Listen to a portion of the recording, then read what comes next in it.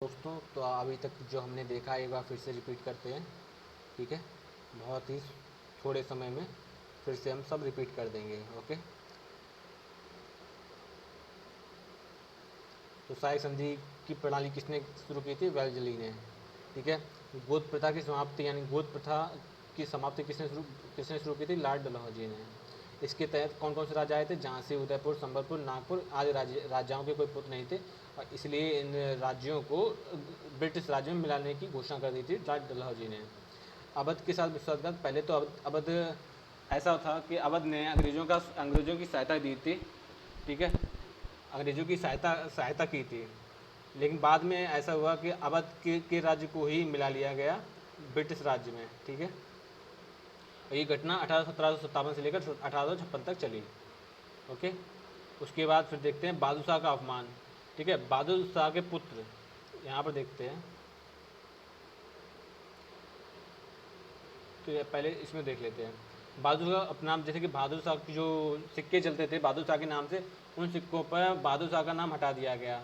ठीक है, अब बहादुर शाह के जो छोटे पुत्र थे, ठीक है, कोयाज खां, उस कोयाज खां को अंग्रेज़ों ने राजकुमार घोषित कर दिया, जबकि बहादुर शाह के जो ज्येष्ठ पुत्र थे जामबख्श खां, ठीक है, जामबख्श बख्शी वास्तविक उत्तराधिकारी थे, इसलिए बहादुर शाह जफर जो नाराज़ हुए। दत्तक प्रथा की समाप्ति लॉर्ड डलहौजी ने कर दी थी। जैसे कि जो नाना साहब थे स्वर्गीय पेशवा बाजीराव द्वितीय के पुत्र, ठीक है, वो दत्तक पुत्र थे। ठीक है, तो जब दत्तक पुत्र प्रथा समाप्त की गई तो इनको जो दी जाने वाली पेंशन थी इनको वो बंद कर दी गई, अर्थात ये भी था एक मेन कारण। अफगानिस्तान में अंग्रेजों की पराजय। अफगानिस्तान में जब अंग्रेजों की पराजय हुई 1841 से 42 में, ठीक है, तो अंग्रेज कभी किसी से किसी से हार नहीं सकते, यानी कि वो अजय हैं, ये धारणा समाप्त हो गई थी। कि जैसे अफगानिस्तान में अंग्रेज़ों की हार हुई थी, वैसे भारतीयों ने भी सोचा कि अगर मिलकर लड़ाई की जाए तो परिणाम कुछ और होंगे। ठीक है, सामाजिक कारण भी वही थे कि काले और गोरे का भेद करने लगे थे।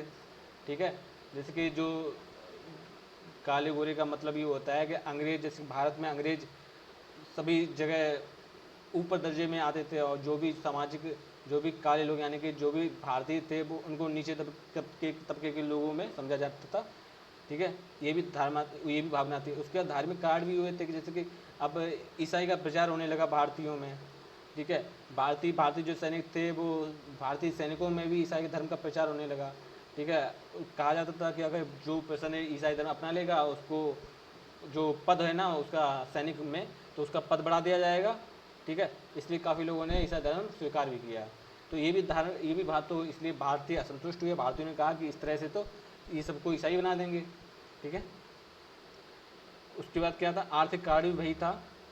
और ठीक, आर्थिक कार्ड देखते हैं, जैसे कि अकाल वकाल पड़े, ठीक है, सूखा पड़ा, और लेकिन अंग्रेज़ों पर कोई असर नहीं हुआ, इनको चाहिए था टैक्स।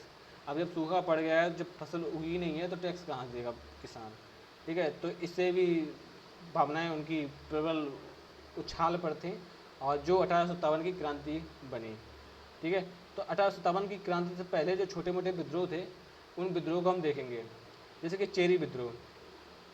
ठीक है, चेरी विद्रोह 1800 से 1802 के बीच चला था, और ये किसने किया था? ये किया था, इसके लीडर थे भूसड़ सिंह, और ये हुआ था बिहार के पलामू जिले में चेरी विद्रोह हुआ था। ठीक है, उसके बाद फ़कीर विद्रोह देखते हैं। तो फ़कीर विद्रोह भी 19वीं शताब्दी में हुआ था, और ये बंगाल में हुआ था। और इसके पहले जो नेतृत्व करता थे वे थे मजूमदार, उसके बाद चिराग अली शाह। और चिराग अली शाह जब नेतृत्व कर रहे थे तो यहाँ पर दो हिंदू नेता भी आए थे, जिनका नाम था देवी चौधरानी और भवानी पाठक। इन दो हिंदू नेताओं ने भी फ़कीर विद्रोह में साथ दिया। और ये फ़कीर थे कौन? ये फ़कीर घुमंतू मुस्लिम थे, जो मुस्लिम जो धर्म है उसको शुद्ध बनाने के लिए आए थे।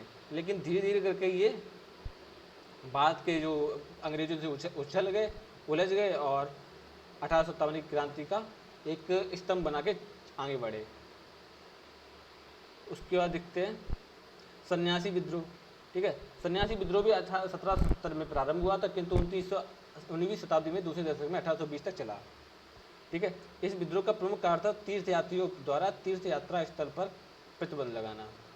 यानी कि सन्यासी लोग हैं, तो सन्यासी कहाँ जाएंगे? संन्यास धारण करने। संन्यास धारण कहाँ करेंगे? सन्यासी लोग कहाँ होते हैं? मंदिरों में होते हैं, तीर्थ स्थानों पे होते हैं।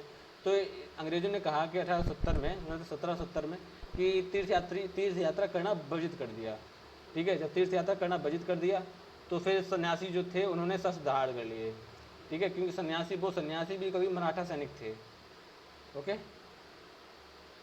जैसे कि यहाँ पर देखते हैं, सन्यासी विद्रोह तो हो गया, उसके बाद कूका विद्रोह और सन्यासी विद्रोह। ठीक है, तो इस सन्यासी विद्रोह का उल्लेख वंदे मातरम के रचयिता बंकिम चट्टोपाध्याय ने अपनी पुस्तक आनंद मठ में किया है। उसके आता है कूका विद्रोह। कूका विद्रोह किया था जवाहर मल भगत, जिसको सियान साहब बोलते हैं, और इनके शिष्य थे बालक सिंह। ठीक है, तो पहले जवाहर मल भगत ने शुरुआत की थी और अंत हुआ बालक सिंह पर। ठीक है, ओके, उसके बाद देखते हैं उसका ये जो कूका विद्रोह था, ये सिख धर्म को शुद्ध करना था। सिख धर्म को शुद्ध करने के लिए ये कूका विद्रोह हुआ था।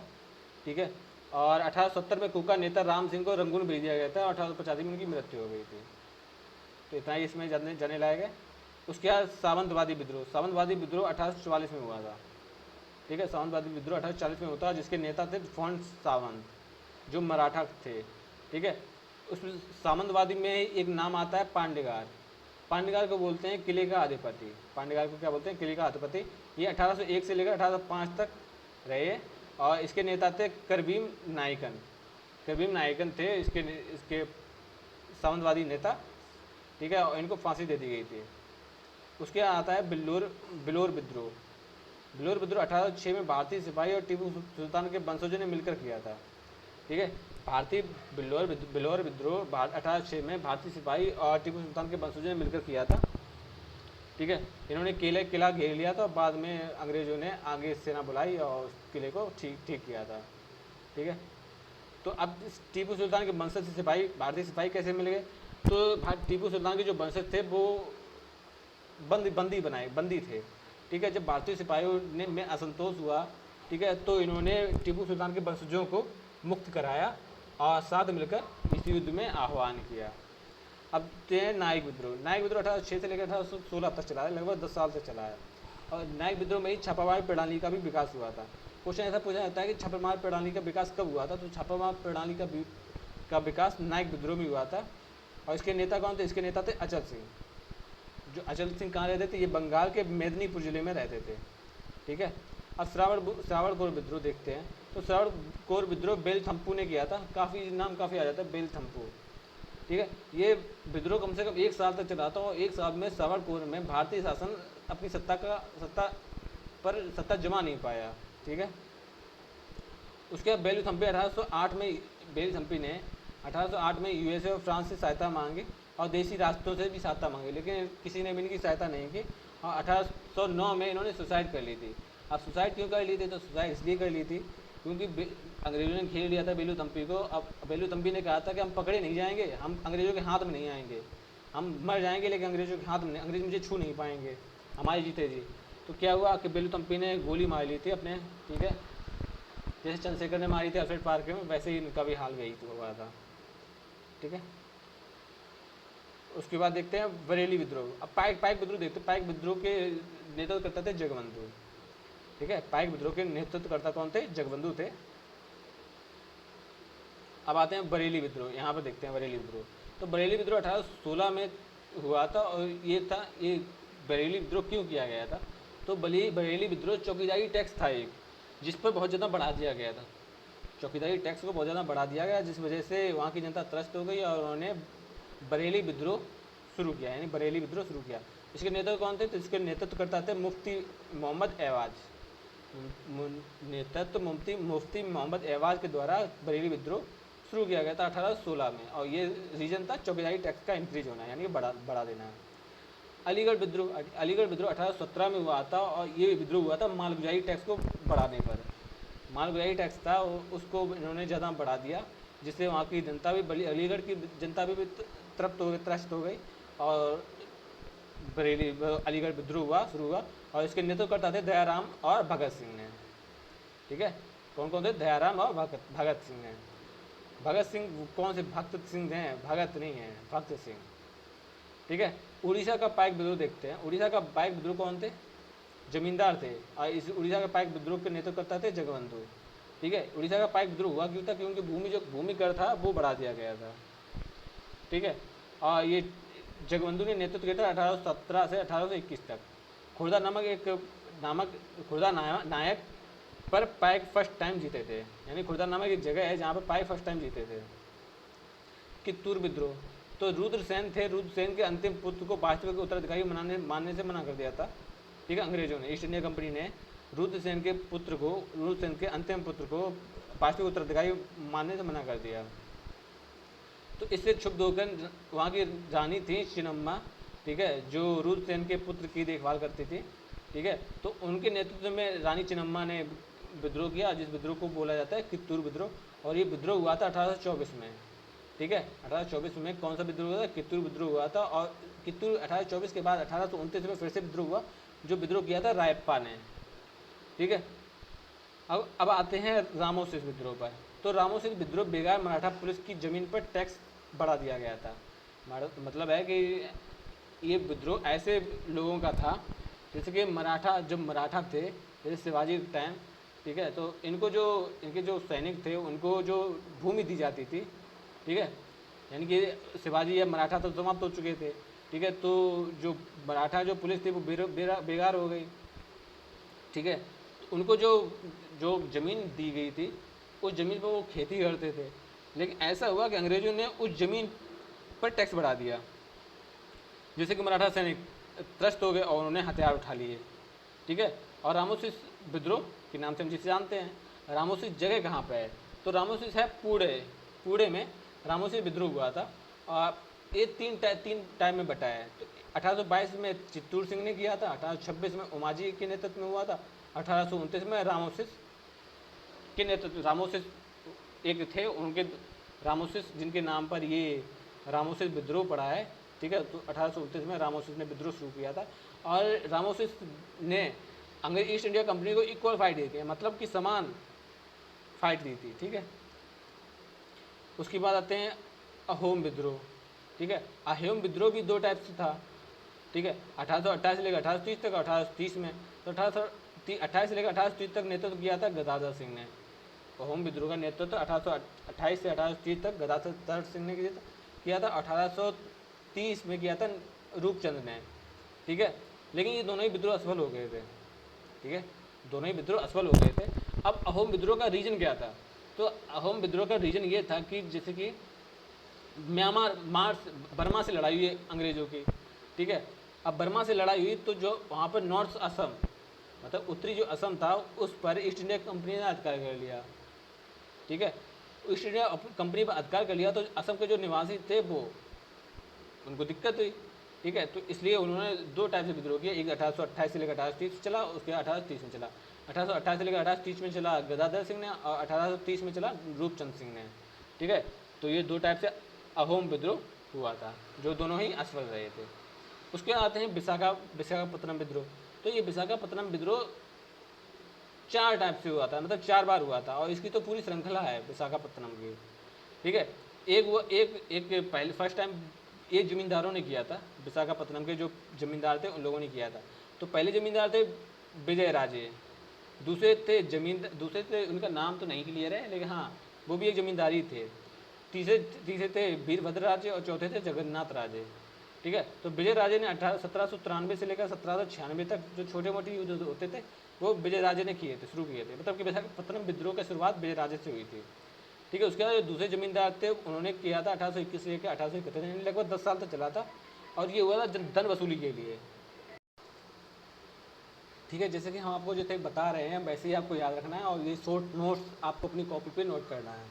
ठीक है, तो फिर से देखें विशाखापत्तनम विद्रोह, ये विद्रोह ठीक है विशाखापत्तनम में हुआ था, और इसके नेतृत्वकर्ता थे, पहले शुरुआत हुई थी विजय राजे से, दूसरे ये चारों ही लोग ही जमींदार थे। तो विजय राजे, उसके बाद कोई दूसरे जमींदार थे, तीसरे जमींदार थे वीरभद्र राजे, चौथे जमींदार थे जगन्नाथ राजे। तो विजय राजे ने 1793 से लेकर 1796 में किया, और बहुत छोटे मोटे युद्ध थे। ठीक है, उसके बाद जो दूसरे जमींदार थे उन्होंने किया था 1881 1821 लेकर 1831 तक।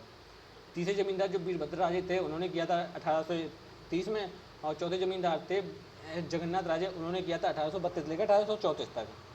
ठीक है, वीरभद्र राजे ने किया था पेंशन की वजह से और जगन्नाथ राजे ने किया था उत्तराधिकारी की वजह से। ठीक है, उसके बाद आते हैं कुर्ग विद्रोह। तो कुर्ग विद्रोह ज़्यादा कुछ इसमें कुछ खास हुआ नहीं था, लेकिन 1833 लेकर 1834 तक ये युद्ध हुआ था। ठीक है, और इसमें पब्लिक भी इन्वॉल्व हो गई थी। मतलब अभी तक तो राजा महाराजा ये जमींदार इन्वॉल्व थे, लेकिन अब इसमें पब्लिक इन्वॉल्व हो गई थी कुर्ग विद्रोह में। ठीक है, उसके बाद 1817 से लेकर 1821 देखें, नहीं ये नहीं है। अब आते हैं गुमसुर विद्रोह। तो गुमसुर विद्रोह 1800 से लेकर 1805 तक चला था। ठीक है, तो ये गुमसुर विद्रोह को ही गंजाम विद्रोह कहते हैं, और इसके जो नेतृत्व करता थे वो थे श्रीकर भंज। ठीक है, तो श्रीकर भंज के पुत्र थे धनंजय। ठीक है, गुमसुर विद्रोह शुरुआत हुई थी 1800 लेकर 1805 तक, लेकिन जब धनंजय ने शुरू किया तो 1835 ये टाइम पीरियड था। ठीक है, तो धनंजय ने शुरू किया था, राजस्व मामले थे। ठीक है, उनकी वजह से। ठीक है, धनंजय की मृत्यु हो गई थी, उसके बाद वहाँ की जो जनता थी उन्होंने किया था, लेकिन बाद में ये दबा दिया गया। बहावी विद्रोह। तो बहावी विद्रोह काफ़ी ज़्यादा इंपॉर्टेंट है और ये काफ़ी बार पूछा भी जाता है। तो बहावी विद्रोह पटना में हुआ था। पटना कहाँ है? बिहार में। तो बहावी विद्रोह का प्रमुख केंद्र कौन था? अगर पूछा जाए कि बहावी विद्रोह का प्रमुख केंद्र कौन रहा है, 4 ऑप्शन हो, पटना के ही 4 ऑप्शन हैं। ठीक है, पटना में ही, पटना और भी 3 ऑप्शन है, तो आप पटना पर टिक रहेंगे, क्योंकि बहावी विद्रोह का प्रमुख केंद्र पटना था जो बिहार में है। ठीक है, बहावी विद्रोह चला था 1830 से लेकर 1869 तक, 1869 तक, काफ़ी ज़्यादा चला है। ठीक है, 1830 से लेकर 1869 तक, और नेतृत्व किया था, देखो शुरुआत का पहले नेतृत्व किया था अहमद बरेलवी ने, दोबारा नेतृत्व किया था लियाकत अली और इनाम अली ने, और तीसरी बार मतलब और जो तीतू मीर और दुदू मियाँ ने बंगाल में इसका नेतृत्व किया था बहावी विद्रोह का। ठीक है, तो ये तो जानकारी थी। अब आगे देखते हैं कहाँ पर। अब देखो फराजी आंदोलन बंगाल में हुआ था, और ये किया था शरीयतुल्लाह और उनके पुत्र मोहसिन ने। ठीक है, फराजी आंदोलन किसके ने देन थी? तो बंगाल में हुआ था, और शरीयतुल्लाह और मोहम्मद पुत्र मोहसिन ने किया था। संबलपुर विद्रोह। तो संबलपुर विद्रोह 2 टाइप से हुआ था, एक तो 1833 में हुआ था, दूसरा तो 1839 लेकर 1862 में हुआ था। तो 1839 लेकर 1862 में हुआ था, वो किया था सुरेंद्र साई ने। ठीक है, और सुरेंद्र साई ने 1857 की क्रांति में बहुत महत्वपूर्ण भूमिका निभाई थी, और संबलपुर की जो 1857 की क्रांति, संबलपुर जो उसकी मसाल थी ना, वो संबलपुर में जलाए रखा था सुरेंद्र साई ने 1857 में। ठीक है, अब आते हैं कोली विद्रोह। तो कोली विद्रोह का साथ दिया था रामोसिस ने। कोली विद्रोह का किसने साथ दिया था? रामोसिस ने साथ दिया था, और ये भी 2 टाइप से हुआ था, 1824 से लेकर 1825 तक, 1839 से लेकर 1850 तक। उसके आता है गडकरी विद्रोह। ठीक है, गडकरी विद्रोह हुआ था, इसका प्रमुख कारण था मराठों द्वारा मिली जमीन पर टैक्स बढ़ाना। गडकरी विद्रोह भी मराठों द्वारा मिली जमीन पर टैक्स बढ़ाने से हुई थी, और ये विद्रोह हुआ था 1844 में, और नेतृत्व किया था बाबाजी अहीरकर। ठीक है, उसके बाद बुंदेला विद्रोह देखते हैं। तो बुंदेला विद्रोह किया था जवाहर सिंह और मधुकर सिंह ने। ठीक है, तो बुंदेला विद्रोह किसने किया था? जवाहर सिंह और मधुकर सिंह ने किया था, और ये विद्रोह 1842 में चरम सीमा पर पहुंचा, और 1833 में ये बिल्कुल ख़त्म कर दिया गया था। 1835 में न्यू प्रांत, ये रीजन क्या था बुंदेला विद्रोह का? तो 1835 में एक न्यू प्रांत बनाया गया, और मध्य प्रदेश के जो 2 जिले थे, सागर और दमोह, ठीक है, इन 2 जिलों को, मध्य प्रदेश के 2 जिलों को न्यू प्रांत में ऐड कर लिया गया। ठीक है, और जब न्यू प्रांत में ऐड कर लिया गया, एक तो ये रीजन हो गया कि मध्य प्रदेश के जिले थे तो ऐड क्यों किया गया। दूसरा रीजन ये था कि जब न्यू प्रांत बना तो उसका पूरा का पूरा कंट्रोल, ठीक है, वहाँ के गवर्नर जनरल के पास था। अब वो महलवारी बंदोबस्त उसने 20 सालों तक, मतलब उसने टैक्स बढ़ा दिया, और टैक्स इतना बढ़ाया कि मतलब 20 वर्षों के लिए टैक्स इंक्रीज कर दिया। ठीक है, तो ये रीजन था एक। ठीक है, तो यहाँ तक तो हमारा सब कुछ कंप्लीट हो गया, 1857 का विद्रोह। ठीक है, तो देखते हैं और क्या क्या इसमें रह सकता है। देखो 1857 के, अब यहाँ पर देखते हैं कि सैनिक विद्रोह कब कब हुए हैं। तो 1765 में, उसके बाद 1806 में बेलूर में हुआ था सैनिक विद्रोह, और 1824 में बैरकपुर में सैनिक विद्रोह हुआ था। उसके बाद 1765, 1806, 1824 बंगाल, बेलूर और बैरकपुर, और 1857 में तो आपको पता ही कि सैनिक विद्रोह कितना चरम सीमा पर पहुंचा था। ठीक है, उसके बाद देखते हैं the general service enlistment act जारी किया गया था कैनिंग के द्वारा 1856 में। ठीक है, और इस एक्ट में कहा गया था कि जो भारतीय सैनिक थे उनको समुद्र पार जाना पड़ेगा। अब भारतीयों को समुद्र पार जाना पड़ेगा ऐसा उन्होंने सुना तो उनको होश उड़ गए। क्यों क्यों होश उड़ गए? क्योंकि भारतीय समझते थे कि समुद्र पार करना पाप होता है, और हमारे यहाँ पर तो पाप पुण्य तो बहुत ज़्यादा माना ही जाता है। तो भारतीयों को भारतीयों से ऐसा कहने के लिए बोल दिया, अर्थात उनको पाप के भागीदार बना दिया, ऐसा उनको लगा। ठीक है, तो उन्होंने मना कर दिया। दूसरी रीजन ये थी इनफील्ड। एक इनफील्ड गन आई हुई थी, जिस गन के कारतूस को, ठीक है, खोलना पड़ता था दांतों से। अब बताया जाता था कि उस जो कारतूस में ना, उसमें सुअर और गाय की चर्बी मिली थी। अब भारतीय सैनिक में ज़्यादातर ठहरे पंडित टाइप के। ठीक है, कुछ मुस्लिम थे, कुछ अलग अलग धार्मिक लोग थे। ठीक है, अब वो उनको जैसे पता लगा कि वो दांतों से एक मतलब जो भी नॉनवेज मांस मछली या जो भी सुअर की चर्बी लगे युक्त को खोलते हैं, तो उन्होंने उसको लेने से मना कर दिया। इसका साथ साथ एग्जाम्पल आप देखते हैं मंगल पांडे, जिनको बाद में फांसी दे दी गई थी।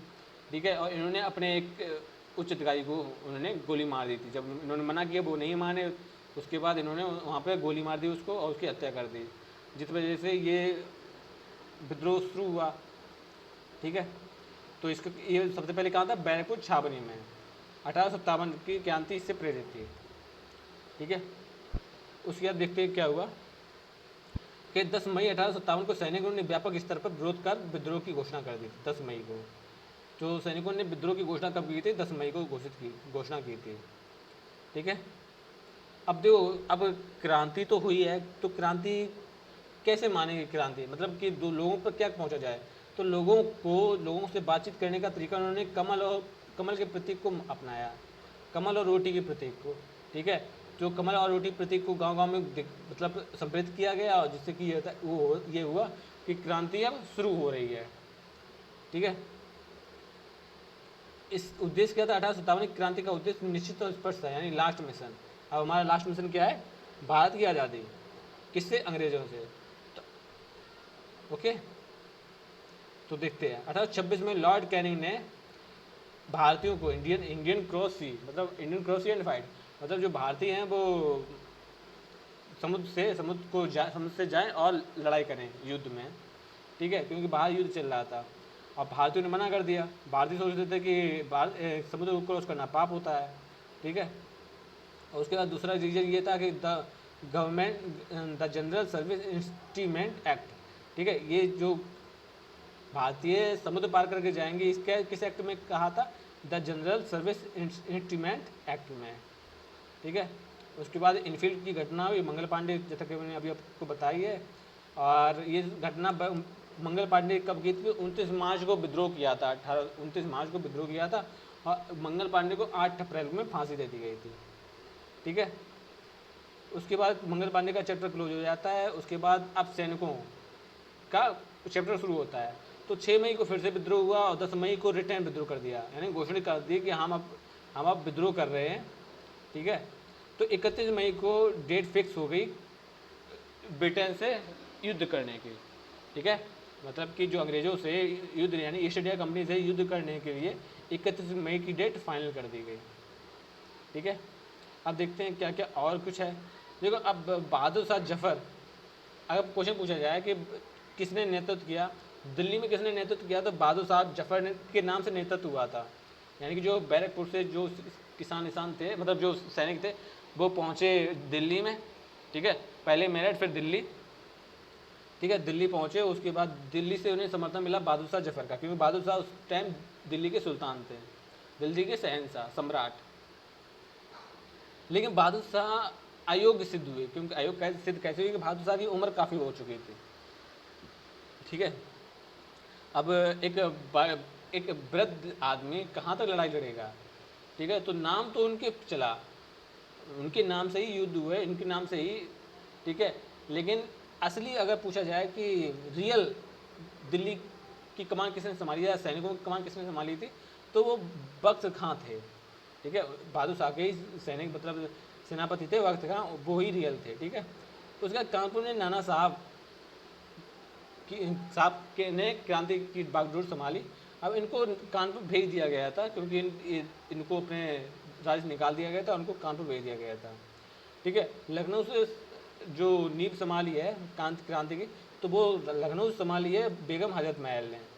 ठीक है, और 31 मई को खान बहादुर बरेलवी, ठीक है, 31 मई को खान बहादुर बरेली से, ठीक है, उसके बाद बिहार 31 मई से 27 जून सर वेटलर ली वेटर, मतलब 31 मई से लेकर 27 जून तक।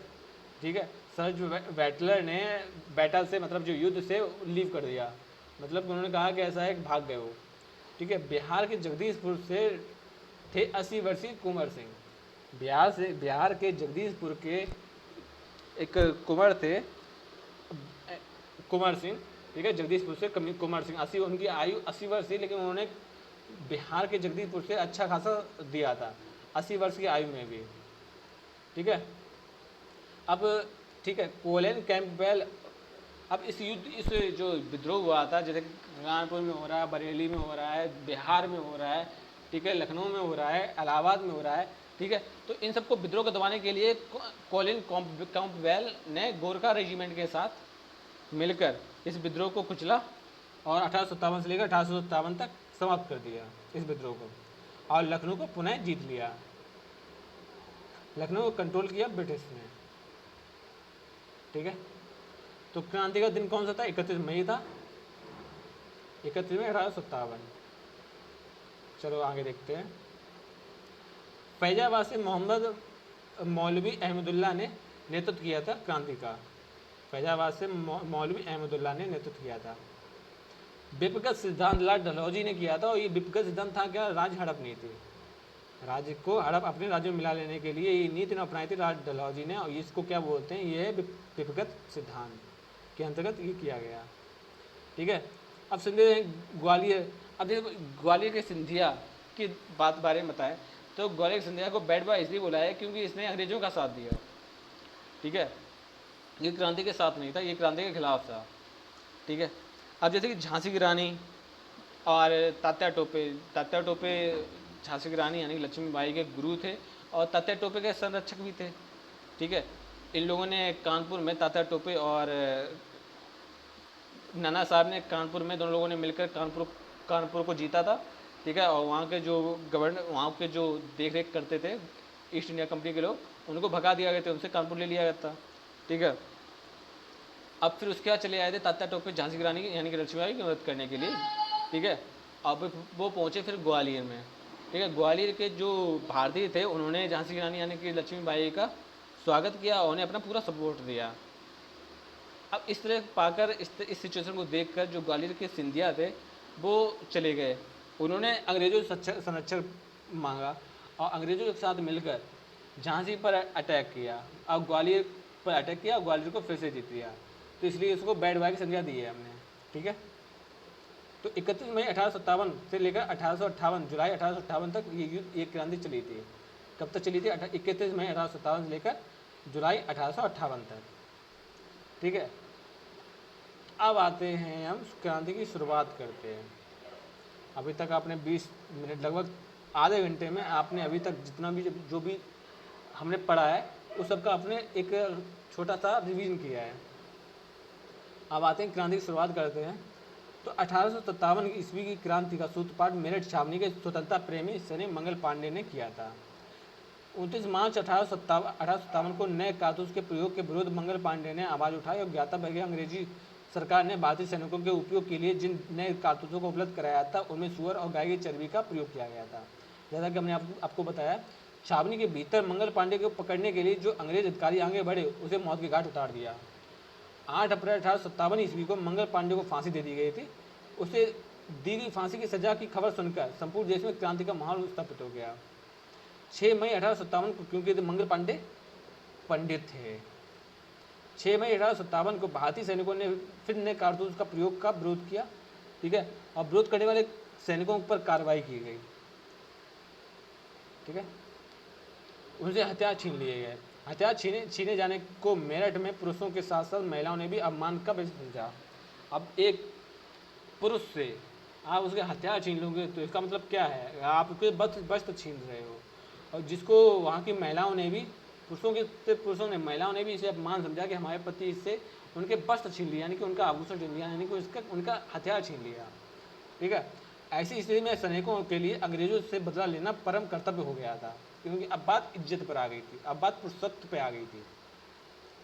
मेरठ के सैनिकों ने 10 मई 1857 ईस्वी को जेल खानों में को तोड़ा और भारतीय सैनिकों को मुक्त करना और अंग्रेजों को मारना शुरू कर दिया। 10 मई 1857 को मेरठ के सैनिकों ने 10 मई 1857 को जेल खानों को तोड़ना शुरू कर दिया, भारतीय सैनिकों को मुक्त कराना शुरू कर दिया और अंग्रेजों को मारना शुरू कर दिया। मेरठ में मिली सफलता से उत्साहित सैनिकों ने दिल्ली की ओर बढ़े और दिल्ली आकर क्रांतिकारी सैनिकों ने कर्नल रिप्ले की हत्या कर दी थी। ठीक है, तो दिल्ली आकर क्रांतिकारियों ने कर्नल रिप्ले की हत्या कर दी थी और दिल्ली का पर अपना अधिकार जमा लिया। इस समय अलीगढ़, इटावा, आजमगढ़, गोरखपुर, बुलंदशहर आदि भी स्वतंत्रता की घोषणा की जा चुकी थी। एकता का प्रदर्शन। 1857 की क्रांति में हिंदू मुस्लिम एक साथ मिलकर भाग लिया। क्रांति का मसौदा तैयार करने से लेकर क्रांति के क्रियान्वयन तक दोनों संप्रदाय के लोग ने एक दूसरे का साथ दिया। स्वतंत्रता आंदोलन के दौरान अंग्रेजों के विरोध में हिंदू और मुसलमान के बीच वैसी एकता फिर से कभी नहीं दिखाई दी थी। इसका कारण यह था कि अंग्रेजों ने फूट डालो राज करो की नीति को हिंदुओं और मुसलमानों को तोड़ने में लागू नहीं किया था। उस टाइम की बात है, 1857 की बात है। उसके बाद तो 1919 वाला या, ठीक है, वो अलग सीन है, लेकिन 1857 तक उस टाइम हिंदू मुस्लिम एक थे, यानी कि उस टाइम फूट डालो राज करो की नीति नहीं अपनाई गई थी। फिर अंग्रेज सरकार ने जिस नए कारतूस को भारतीय सैनिकों के प्रयोग के लिए दिया था, उसमें गाय और सुअर की चर्बी का प्रयोग किया गया था। इससे दोनों धर्मों के सैनिकों ने अंग्रेजी सरकार के विरोध किया। क्रांति का दमन देखते हैं। क्रांति के राष्ट्रव्यापी स्वरूप और भारतीयों में अंग्रेजी सरकार के प्रति बढ़ते आक्रोश को देखकर अंग्रेजी सरकार घबरा गई। क्रांति की विविधता को देखते हुए अंग्रेजी सरकार ने निर्ममतापूर्वक दमन की नीति अपनाई। तत्कालिक वायसराय लॉर्ड कैनिंग ने बाहर से अंग्रेजी सेना मंगवाई। जनरल नील के नेतृत्व वाली सेना ने बनारस और इलाहाबाद में क्रांति को जिस प्रकार से कुचला हुआ पूर्णतः अमानवीय थी, यानी कि उन्होंने मानव की तरह जानवरों की तरह कुचला था। क्रांतिकारियों को छोड़ जनसाधारण तक का कत्ल कर दिया गया था, गांव को लूटा गया था और निर्दोषों को फांसी की सजा दे दी गई थी। जैसे कि आज अभी मैंने कल एक वीडियो देखा जिसमें ठीक है, अफगानिस्तान में निर्दोषों को लटका दिया गया फांसी पर और उनको पूरे चौराहे पर लटका कर मतलब घूमा, जेसीबी में लटकाया और चारों तरफ पूरे देश में चक्कर कटवाए। वो समझो कि कैसी भयानक दशा होगी, आप उसको देख कर समझ सकते हो कि इस टाइम 1857 में कैसी दशा थी। सेम वही पोजीशन है वहाँ पर भी और यहाँ पर। वहाँ पर तालिबानियों ने अफगानिस्तान पर अधिकार किया और यहाँ पर ईस्ट इंडियन कंपनी ने। सेम वैसे ही प्रोसेस है, सेम वैसी दर्दनाक पीड़ा मिलती थी लोगों को, निर्दोषों को। दिल्ली में बहादुर शाह को गिरफ्तार कर लेने के बाद नरसंहार शुरू किया गया। Commander in chief general NS ने रेजिमेंट के आदेश देकर फिरोजपुर और जलंधर, फुलपुर, अम्बाला आदि में निर्ममता के साथ लोगों की हत्या करवाई। सैनिकों को नियम का उल्लंघन कर कैदी सिपाहियों में से अनेकों को तोपों से के मुंह पर लगाकर उड़ा दिया गया। पंजाब में सिपाहियों को घेर कर जिंदा जला दिया गया। ठीक है, पंजाब में सिपाहियों को घेर कर जिंदा जला दिया गया था। ठीक है, अब देखते हैं इसमें इम्पोर्टेंट क्या है जो हम लिख सकते हैं। तो मंगल पांडे मेरठ छावनी थे 1857 क्रांति की ये आधार बने।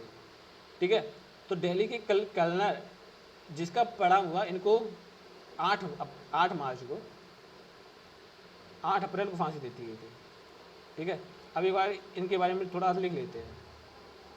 ठीक है, 8 अप्रैल फांसी। ठीक है, 8 अप्रैल फांसी दे दी गई थी और उसके बाद क्या हुआ था, 29 मार्च को इन्होंने 8 मार्च को फांसी दे दी गई थी और 29 मार्च को कारतूस मना कर दिया। नो न्यू कारतूस, नो यूज न्यू कारतूस, कारतूस, ठीक है, नो यूज न्यू कारतूस, ठीक है। 8 अप्रैल को इनको फांसी दी गई, 8 अप्रैल 1857 को। उसके बाद 6 मई 1857 को फिर से नए कारतूस का प्रयोग का विरोध किया। उसके बाद इनसे हथियार छीन लिए गए और ये मेरठ पहुंचे। तो सबसे पहले हम क्या देखें, ठीक है। उसके बाद मेरठ कब पहुंचे, 6 अप्रैल को हथियार छीन लिए गए मेरठ पुलिसों के साथ, ठीक है। 10 मई 1857 को ही जेल खानों को तोड़ दिया गया। जो भारतीय सैनिक थे, ठीक है, अब यहाँ से बढ़ते हैं। 8 अप्रैल को इनको फांसी दी गई। 6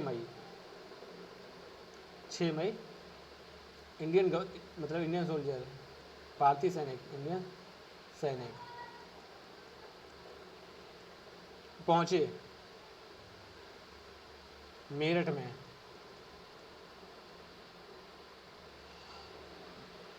मेरठ में कब पहुंचे, 10 मई को, 10 मई, ठीक है, 10 मई को पहुंचे। उसके बाद क्या हुआ, उसके बाद मेरठ से पहुंचे वो दिल्ली,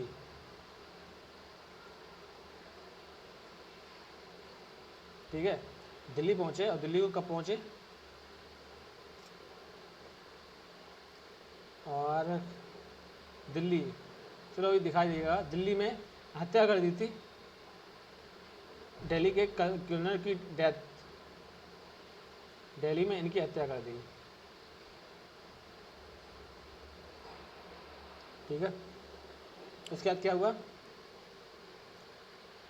चलो ये तो आपको पता ही है कि एकता का प्रदर्शन हुआ, क्योंकि इसमें पहली बार फूट डालो की नीति नहीं अपनाई गई थी और इसमें हिंदू मुस्लिम दोनों की धार्मिक भावनाओं को ठेस पहुंची थी। क्रांति का दमन भी किस तरह से किया गया था ये भी आपको बता दिया, ठीक है। लेकिन एक बार फिर से देख लो, ठीक है। तो लॉर्ड कैनिंग ने बाहर से अंग्रेजी सेना बनाई, जनरल नील के नेतृत्व वाली सेना ने बनारस और इलाहाबाद में क्रांति, ठीक है। अब थोड़ा यहाँ पर ले लेते हैं, जनरल नील, इलाहाबाद और बनारस और इलाहाबाद,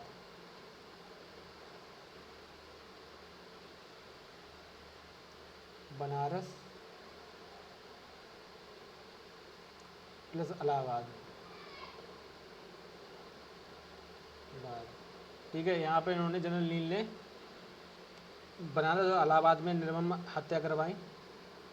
उसके बाद बहादुर शाह को गिरफ्तार कर लेने के बाद नरसंहार शुरू हुआ। Commander in chief general Anson ने रेजिमेंट को आदेश दिया, फिरोजपुर, जालंधर, फुलपुर और अम्बाला आदि में निरंतरपूर्वक हत्या करवाई गई थी, ठीक है। तो ये तो हम देख ही लें, ठीक है। ये कौन था, जनरल कैनिंग के नेतृत्व पे हुआ था ये सब। अब आगे बढ़ते हैं। अंग्रेजों ने केवल अपनी सैन्य शक्ति के सहारे ही क्रांति का दमन नहीं किया, बल्कि उन्होंने प्रलोभन देकर बहादुर शाह को गिरफ्तार करवा लिया था, उसके पुत्रों की हत्या करवाई और सिखों मद्रासी सैनिकों को अपने पक्ष में कर लिया। वस्तुतः क्रांति का दमन में सिख रेजिमेंट ने यदि अंग्रेजी सरकार की सहायता नहीं की होती तो अंग्रेजी सरकार के लिए क्रांतिकारियों को रोक पाना टेढ़ी खीर ही साबित था, ठीक है। आप जो आज खालिस्तानी देखते हैं, ठीक है, ये कहीं ना कहीं वहाँ से जुड़े हुए थे, मतलब किसी न किसी से उस तरह से वहाँ से जुड़े हुए थे खालिस्तानी, क्योंकि वो भी सिखी है, ठीक है। तो ये कहीं ना कहीं ये सब चीज़ें एक दूसरे से कनेक्ट हैं। अंग्रेजी सरकार के लिए क्रांतिकारियों को रोक पाना टेढ़ी खीर हो गया था। क्रांति के दमन में अंग्रेजों को इसलिए भी सहायता मिली क्योंकि विभिन्न क्षेत्रों में अलग अलग समय में क्रांतियों ने जोर पकड़ा था। देखो, क्रांति की असफलता के कारण ये भी बहुत बड़ा था कि क्रांति का दिन अलग तय किया गया था, 31 मई को तय किया गया था।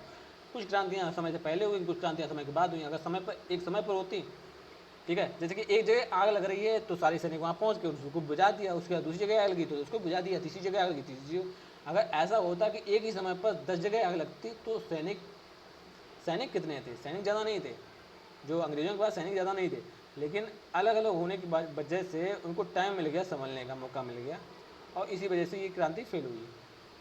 लेकिन पूरी तरह से फेल नहीं हुई थी। क्रांतिकारियों ने जिस उद्देश्य से 1857 की क्रांति का सूत्रपात किया था उसमें उन्हें सफलता नहीं मिली। उन्होंने सोचा था कि अंग्रेजों को बाहर खदेड़ कर भारत को स्वाधीन कर देंगे, परंतु क्रांति के दमन के बाद अंग्रेजों ने ऐसी नीति अपनाई कि 90 और वर्षों तक भारतीयों को गुलाम बनाए रखने में सफल रहे। इस महान क्रांति की सफलता असफलता के कारण थे जिन्हें कुछ प्रमुख देखते हैं। निश्चित समय की प्रतीक्षा न करना। 1857 क्रांति की देशव्यापी शुरुआत के लिए 31 मई 1857 का दिन निर्धारित किया गया था। एक ही दिन क्रांति की शुरुआत उसका व्यापक प्रभाव पड़ा, परंतु सैनिकों ने आक्रोश में आकर निश्चित समय से पूर्व, ठीक है, 31 मई का दिन डिसाइड था, 10 मई को शुरू कर दिया। सैनिकों ने इस कार्रवाई के कारण क्रांति की योजना अधूरी रह गई। निश्चित समय का पालन नहीं होने के कारण देश के विभिन्न क्षेत्रों में क्रांति की अलग अलग शुरुआत के होने की वजह से इसमें अंग्रेजों को क्रांतिकारियों को दमन करने में काफ़ी ज़्यादा मिली। अनेक स्थानों पर 31 मई को प्रतीक्षा कर रहे सैनिकों के हथियार छीन लिए गए। यदि सभी क्षेत्रों में क्रांति का सूत्रपात एक साथ होता तो तस्वीर कुछ और ही होती। ठीक है, देसी राज्यों का देशद्रोही रूप। 1857 की क्रांति का दमन करने में अनेक देसी राजाओं ने अंग्रेजों को खुलकर सहायता की। जैसे पटियाला, नाभा, जींद, अफगानिस्तान और नेपाल के राजाओं ने अंग्रेजों की सहायता अंग्रेजों को सैनिक सहायता के साथ साथ आर्थिक सहायता भी की थी। देसी राजाओं की इस देशद्रोहिता भूमिका ने क्रांतिकारियों का मनोबल तोड़ा और क्रांति के दमन के लिए अंग्रेजी सरकार को प्रोत्साहित किया। ठीक है, सांप्रदायिकता का खेल। 1857 ईस्वी की क्रांति के दौरान अंग्रेजी सरकार हिंदू और मुस्लिमों को लड़ाने में तो सफलता प्राप्त नहीं कर सकी, परंतु आंशिक रूप से ही सांप्रदायिकता का खेल खेलने में सफल रही। सांप्रदायिकता भावनाओं को उभार कर ही अंग्रेजी सरकार ने सिख रेजिमेंट और मद्रास के सैनिकों को अपने पक्ष में कर लिया। मराठा सैनिकों और गोरखों को बहादुर शाह के खिलाफ खड़ा कर दिया। उन्हें यह महसूस कराया कि बहादुर शाह के हाथों में फिर से सत्ता आ जाने पर हिंदुओं और सिखों पर अत्याचार होगा। इसका मूल कारण था कि संपूर्ण पंजाब में बहादुर शाह के नाम झूठा फरमान अंग्रेजों की ओर से जारी किया गया, जिसमें कहा गया था कि लड़ाई में जीत मिलते ही प्रत्येक सिख का वध कर दिया जाएगा। ठीक है, सैनिकों के साथ जनसाधारण को भी गुमराह कर दिया गया। इस स्थिति में क्रांति का असफल हो जाना निश्चित हो गया था। जब देश के भीतर देशवासी ही पूर्ण सहयोग ना दें तो कोई भी क्रांति सफलता प्राप्त नहीं कर सकती है। ठीक है, अब जैसे कि जो पंजाब था, पंजाब में ये फरमान जारी किया गया है कि अगर बाई चांस बहादुर शाह जफर फिर से सत्ता में आ गए, ठीक है, यानी कि पूरी सत्ता की बागडोर बहादुर शाह जफर के हाथ में आ गई, बहादुर शाह के हाथ में आ गई, तो वो फिर से हर एक सैनिक को मौत की घाट उतारेंगे। ये झूठा फरमान जारी हुआ बहादुर शाह के नाम, जबकि बहादुर शाह ने ऐसा कुछ कहा नहीं था। ये सब चाल थी अंग्रेजों की। वहाँ पर पंजाब सब आग बुरा हो गए और इसीलिए सिख जो रेजिमेंट थे उन्होंने अंग्रेजों का साथ दिया। ठीक है, और उससे पहले भी देखो कि जो सिख लोग थे और जो मुग़ल लोग थे, क्योंकि बहादुर शाह मुग़ल थे, तो उनकी कोई खास ज्यादा पहले बनी नहीं थी। जैसे जहांगीर ने सिख के धार्मिक गुरु अर्जुन देव की हत्या करवा दी थी। ठीक है, तो एक तो यहाँ मतलब उस टाइम पीरियड में मुग़लों और सिखों के बीच कुछ खास ज़्यादा अच्छा संबंध नहीं रहा है। ठीक है, जिस वजह से सिखों ने और ज़्यादा सहायता की। संपूर्ण देश में प्रसारित न होना। 1857 की क्रांति का प्रसार संपूर्ण भारत में नहीं हो सका। संपूर्ण दक्षिण भारत और पंजाब का अधिकांश हिस्सा इस क्रांति से अछूता रह गया। यदि इन क्षेत्रों में क्रांति का विस्तार हुआ होता तो अंग्रेजों को अपनी शक्ति को इधर भी फैलाना पड़ता। वे पंजाब रेजिमेंट और मद्रास के सैनिकों को अपने पक्ष में करने में असफल रहते। शस्त्रास्त्रों का अभाव। क्रांति का सूत्रपात तो कर दिया गया, किंतु आर्थिक दृष्टि से कमजोर होने के कारण क्रांतिकारी आधुनिक शस्त्र यानी कि उनके पास शस्त्रों का प्रबंध करने में असफल रहे। अंग्रेजी सेना ने तोपों और लंबी दूरी तक मार करने वाली बंदूकों का प्रयोग किया, जबकि क्रांतिकारियों को तलवार और भालों का सहारा लेना पड़ा। इसलिए क्रांति को कुचलने में अंग्रेजों ने सहायता मिली, अंग्रेजों को सफलता प्राप्त हुई। सहायक साधना का अभाव। सत्ताधारी होने के कारण रेल, डाक, तार एवं परिवहन तथा संचार के अन्य सभी साधन अंग्रेजों के अधीन थे, इसलिए इन साधनों का उन्होंने पूरा प्रयोग किया। दूसरी ओर भारतीय क्रांतिकारियों के पास इन साधनों का पूर्ण अभाव था। क्रांतिकारी अपना संदेश एक स्थान से दूसरे स्थान तक सिर्फ भेजने में असफल रहे। सूचना के अभाव के कारण क्रांतिकारी संगठित होकर अभियान बनाने में असफल रहे। इसका पूरा फायदा अंग्रेजों को मिला। अंग्रेज अलग अलग क्षेत्रों में क्रांति को क्रमशः कुचल दिया गया। सैन्य संख्या में अंतर। एक तो विद्रोह करने वाले भारतीय सैनिकों की संख्या वैसे भी कम थी, दूसरे अंग्रेजी सरकार द्वारा बाहर से भी अतिरिक्त सैनिक मंगवा लिए गए थे। इस समय कंपनी के पास लगभग 96,000 सैनिक थे। इसके अतिरिक्त देसी रियासतों के सैनिकों में भी अंग्रेजों को सहयोग मिला। अंग्रेज सैनिकों की अच्छी सैनिक शिक्षा मिली और उनके पास आधुनिक यानी कि जो मॉडर्न राइफल्स हैं यानी शस्त्रास्त्र हैं थे, परंतु अपने परंपरागत हथियारों के साथ ही भारतीय क्रांतिकारियों ने जिस संघर्ष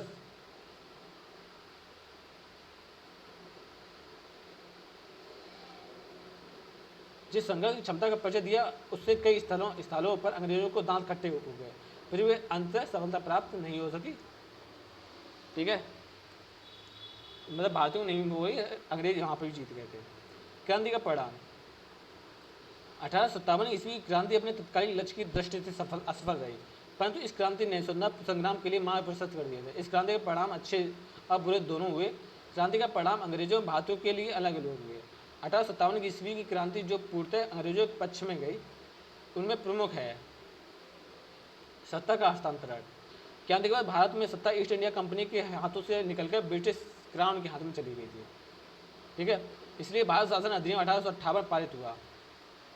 ठीक है, भारत शासन अधिनियम 1858 पारित हुआ। अब भारत का शासन प्रत्यक्षता ब्रिटिश नीति से होने लगा। ऐसा करने से कंपनी द्वारा शासन व्यवस्था के लिए संगठित बोर्ड ऑफ कंट्रोल और द कोर्ट ऑफ प्रोपराइटर्स और द कोर्ट ऑफ डायरेक्टर्स का विघटन हो गया। इनके स्थान पर the secretary of state for India, Bharat सचिव के रूप में नए पद का सृजन किया गया। ठीक है, इस सचिव की सहायता के लिए इंग्लैंड में एक नए परिषद का गठन हुआ। अब भारत का गवर्नर जनरल ब्रिटिश सरकार का प्रतिनिधि बन गया। इसे वायसराय कहा जाने लगा। ब्रिटिश महारानी विक्टोरिया ने भारत में अच्छे शासन प्रबंधन की स्थापना के लिए कदम उठाए जाने की घोषणा की। महारानी की इस घोषणा ने भारतीयों का रोष और असंतोष कुछ समय के लिए ठंडा कर दिया। सतर्कता की वृद्धि, 1857 की क्रांति के बाद अंग्रेजों ने सेना और सैन्य सामग्री पर एकाधिकार कर लिया, जिससे भविष्य में भारतीय सैनिकों की ओर से उनके लिए कोई खतरा न उत्पन्न हो सके।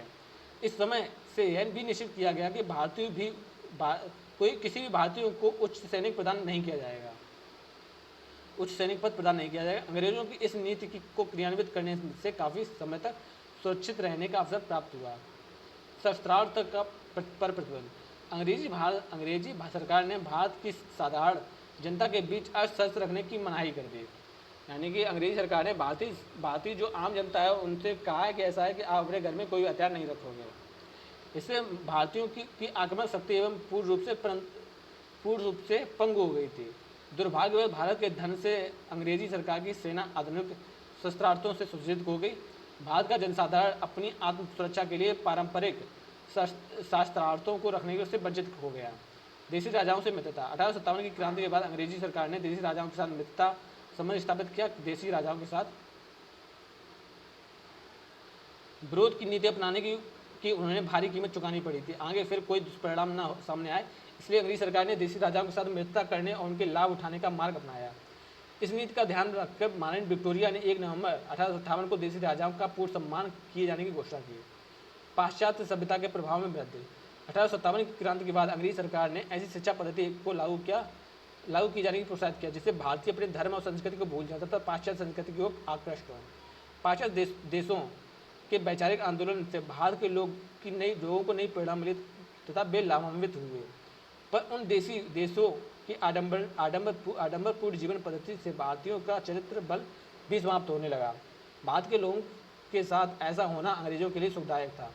भारतीयों से दूरी में वृद्धि, अंग्रेजों ने भारत में आरंभ से गोरे और काले का आधार पर श्रेष्ठता और हीनता की भावना फैली रही थी। 1857 की क्रांति के बाद प्रत्येक अंग्रेज भारतीयों से सावधान और अलग थलग रहने लगा। अंग्रेजों को ऐसा महसूस होने लगा कि भारतीयों से दूरी बनाए रखना ही उनके हित में है, क्योंकि नज़दीक आने से भारतीय अंग्रेजों के भेदों को जान लेंगे तथा उन्हें परेशान करने लगेंगे। क्रांति के दौरान अंग्रेज सतर्क हो गए और उस सतर्कता को उन्होंने लगभग हमेशा बनाए रखा। सरकार की नीति में परिवर्तन, ईस्ट इंडिया कंपनी के शासन के अंतिम दौर में भारत में कठोर एवं दमनकारी नीति अपनाया गया था। 1857 की क्रांति को जन्म देने का श्रेय लॉर्ड डलहौजी की दोषपूर्ण नीति को दिया गया, तो उसमें कोई अतिशयोक्ति नहीं होगी, यानी कि कोई भी बड़ा चढ़ाकर नहीं कहा जाएगा। क्रांति के दौरान भारतीयों के असंतोष और रोष को देखकर अंग्रेजी सरकार ने भारतीयों के विचार पर ध्यान देने लगी। सरकार ऐसी अनुभव किया कि भारतीयों को पूर्ण रूपेण उपेक्षा से परेशानियां बढ़ेंगी।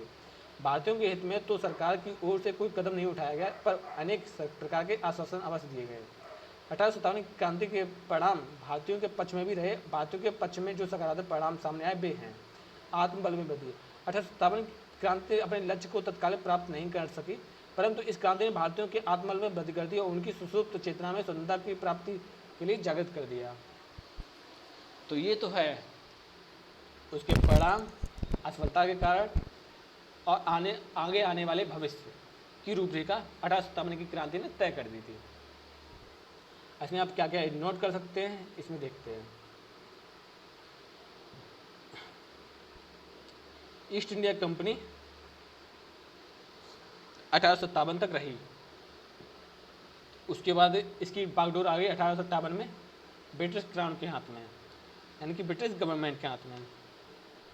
अब ब्रिटिश गवर्नमेंट ने 1857 का एक शासन व्यवस्था, एक भारतीय शासन अधिनियम आया और उस अधिनियम में board of director, code of director, ठीक है, द कोड ऑफ प्रोपराइट्स COP का विघटन कर दिया गया, ठीक है, का विघटन कर दिया गया और इसके स्थान पर द सेक्रेटरी ऑफ स्टेट यानी भारत सचिव पद बनाया गया, यानी कि board of director, code of director in सबको अलग अलग कर दिया गया।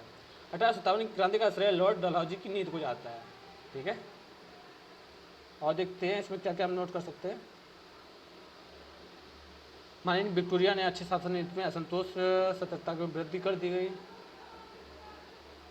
देशी राजाओं के साथ संबंध स्थापित करना शुरू कर दिया गया। उसके बाद पाश्चात्य संस्कृति 1857 में उन्होंने ऐसा किया, महारानी विक्टोरिया मतलब जो अंग्रेजी शासक थे, अंग्रेजी शासन था, उन्होंने ऐसा सोचा कि ऐसा है कि जो भी भारत में जो भी चीज़ें हो रही हैं वो सब इसलिए हो रही हैं क्योंकि इनकी सोच एक जैसी है। अगर इनकी सोच को बदल दिया जाए तो कुछ हमारे पक्ष में होंगे, कुछ इनके पक्ष में होंगे, दोनों आपस में लड़ते रहेंगे और हम बना काम करते रहेंगे। तो इन्होंने पाश्चात्य शिक्षा को आगे करना शुरू कर दिया, ठीक है। आप आगे देखेंगे कि इन्होंने पाश्चात्य शिक्षा के लिए कितना रुपया दिया, क्या क्या बनवाया, ये सब आगे आएगा, ठीक है।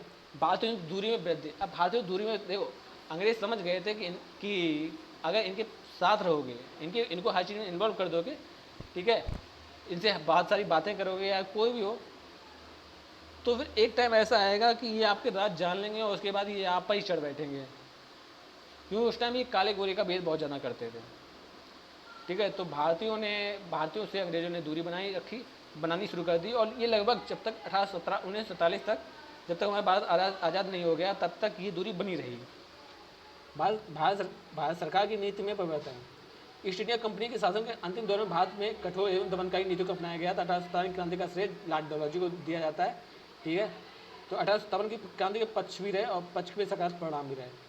अब 1857 क्रांति तो असफल हो गई, लेकिन सकारात्मक परिणाम ये हुए कि अब जो भारतीय थे उनके अंदर एक आत्मबल हो गया, यानी कि वो मोटिवेट हो गए, हाँ हम जीत सकते हैं, ठीक है। आगे देखते हैं। तो अगर क्वेश्चन पूछा जाए कि जो भारत सचिव का पद कब सृजित किया गया, तो भारत सचिव का पद 1857 की क्रांति के बाद 1858 के भारत शासन अधिनियम आया था, जो अधिनियम लाया गया था महारानी विक्टोरिया के द्वारा इंग्लैंड से, ठीक है। और ये पढ़ा गया था इलाहाबाद में, ठीक है। स्वतंत्रता प्राप्ति की भावना बलवती हो गई और उन्हें स्वतंत्रता प्राप्ति को अपने जीवन का एकमात्र लक्ष्य बना लिया। इस समय से एक जागृत भारत का अभ्युदय हुआ। राजनीति जागृत देखते हैं। लंबी पराधीनता और शासकों का अपराजय मानने की धारणा ने भारतीयों में आलस्य भर दिया।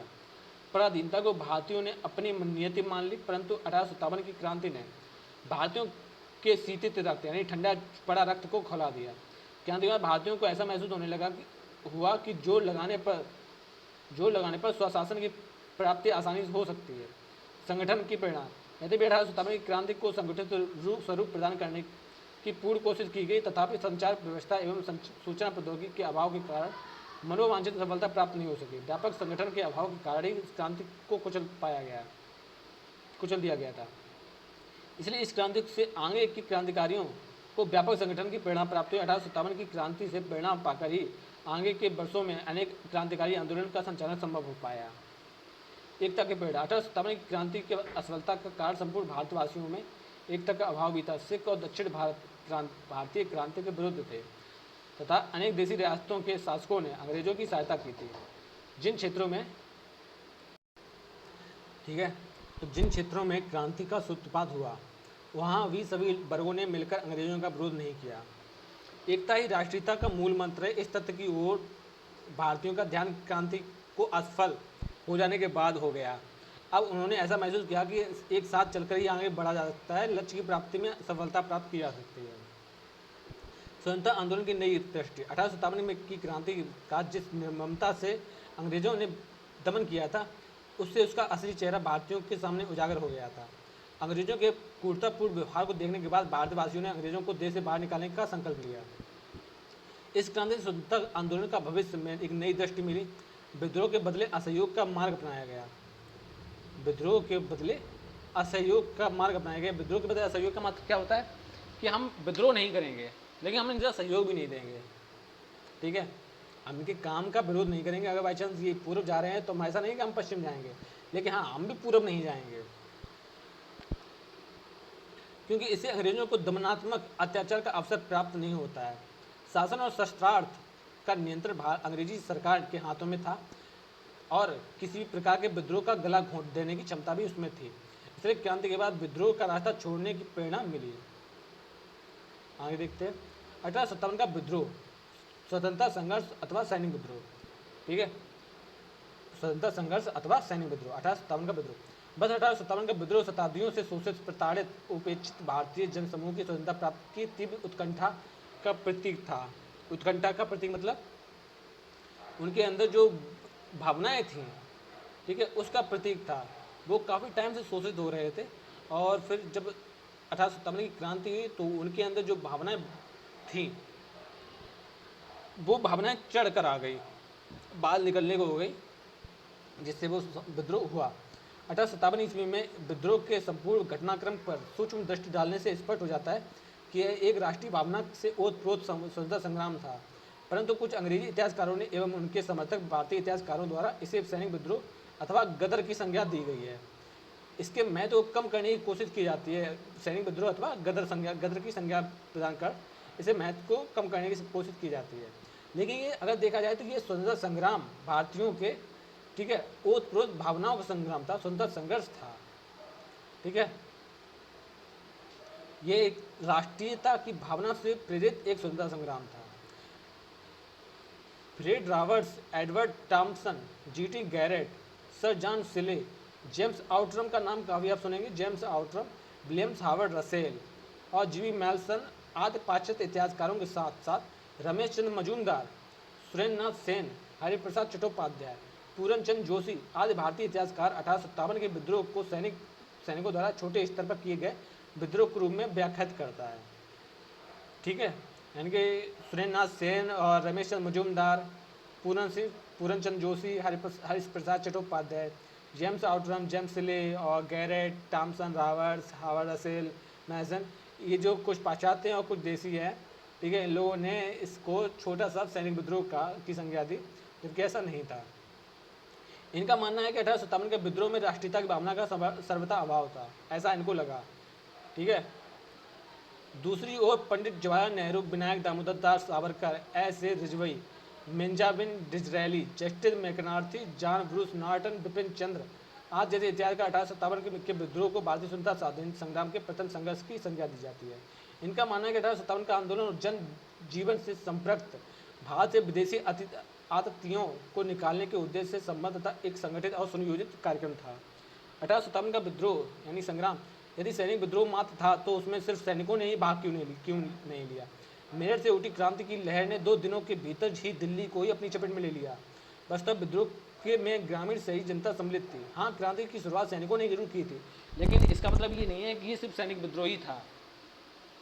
ठीक है, तो अगर देखा जाए तो ये सैनिक विद्रोह भी था और भारतीय राष्ट्रीय भावना से का एक विद्रोह था, स्वतंत्रता का विद्रोह था। तो ये दोनों का समूह था। शुरुआत सैनिकों ने की थी, लेकिन धीरे धीरे पहुंच गई राष्ट्रीय भावना पर आकर। बस 1857 में विप्लव 1857 के विप्लव में क्रुद्ध सिपाहियों के साथ साथ अंग्रेजों के अत्याचार से क्षुब्ध जनसाधारण ने भी सक्रिय रूप से भाग लिया। इसलिए इसे मात्र सैनिक विद्रोह की संज्ञा देना युक्त संगत नहीं है। Doctor R.C. मजूमदार का यह कहना है कि तथाकथित 1857 का प्रथम राष्ट्रीय स्वतंत्रता संग्राम ना तो प्रथम था, ना ही राष्ट्रीय और ना ही स्वतंत्रता संग्राम था। स्वतंत्रता अतिशयोक्ति और सत्यता से परे है। स्वतंत्रता की भावना से उद्वेलित हिंदू और मुसलमान दोनों संप्रदायों का सम्मिलित होकर विदेशियों को अपने देश से निकालने का पहला प्रयास 1857 में ही हुआ।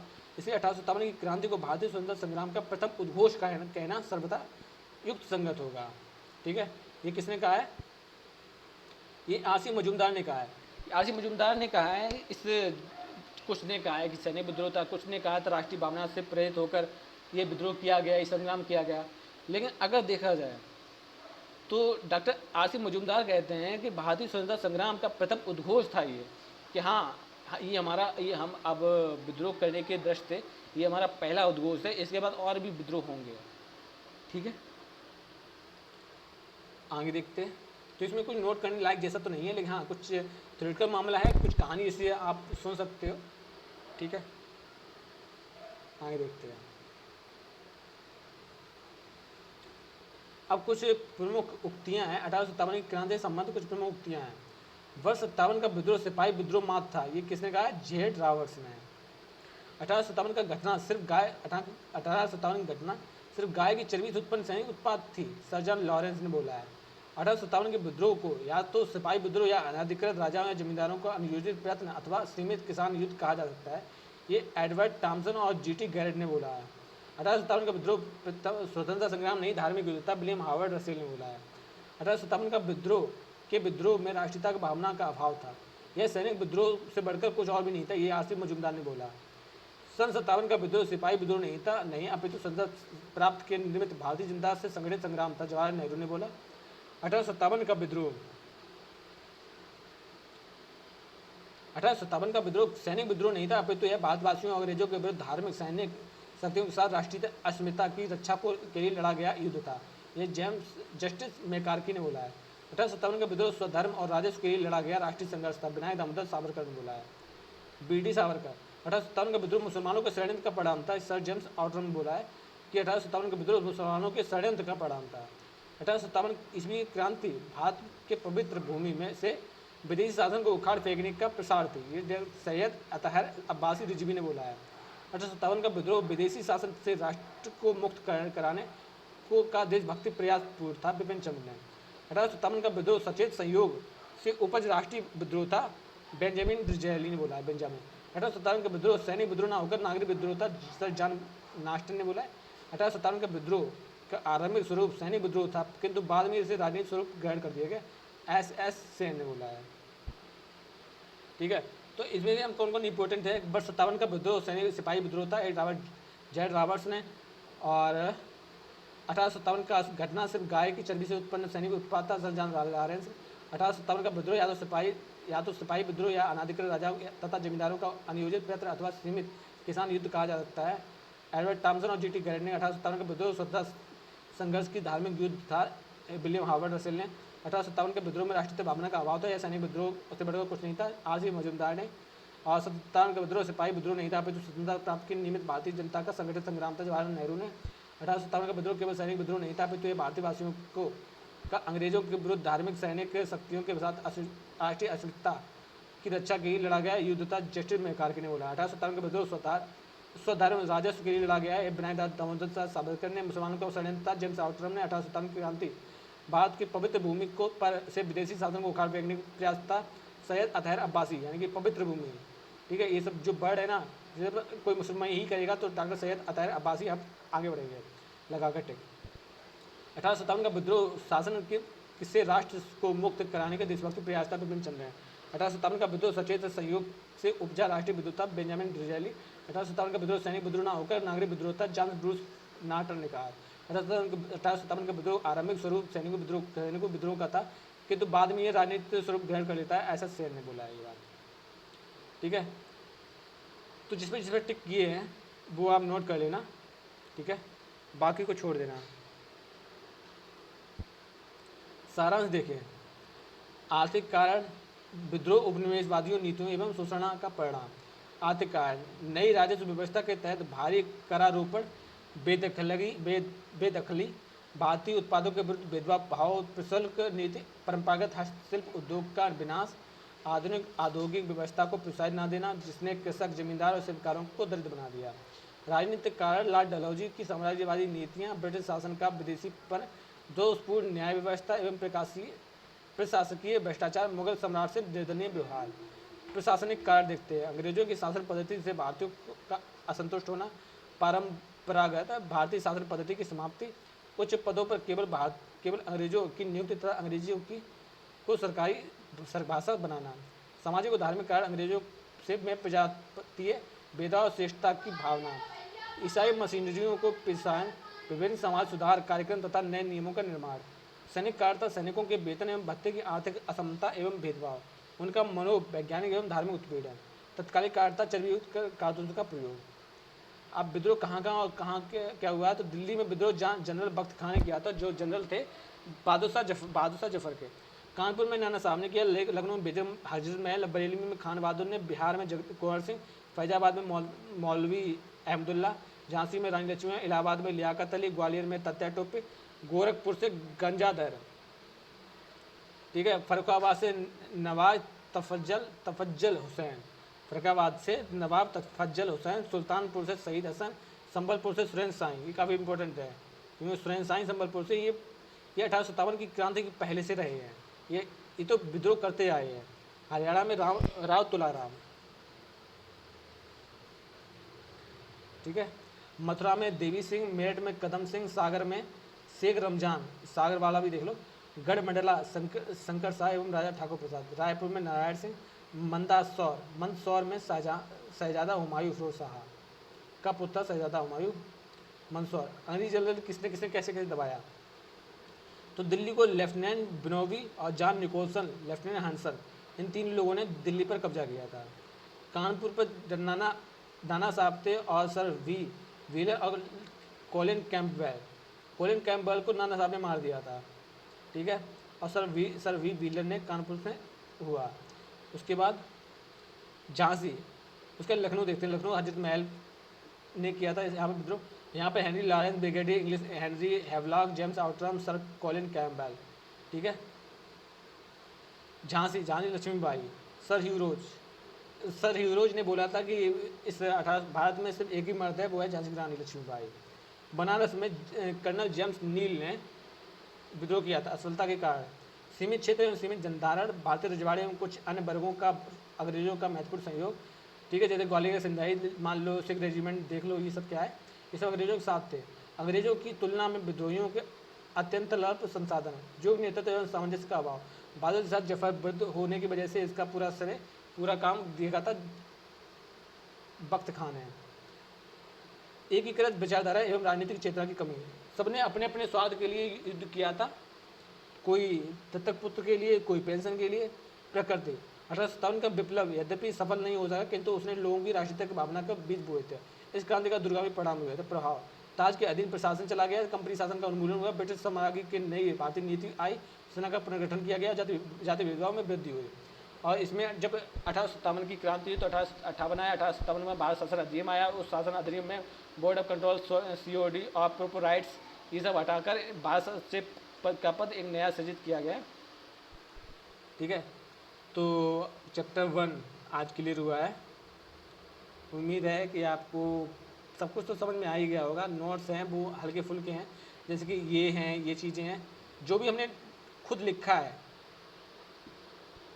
पेन से, उसको आप नोट जरूर कर लेना। ये आपका बेस्ट नोट्स बनेगा, ठीक है। आप अगली क्लास कर लोगी।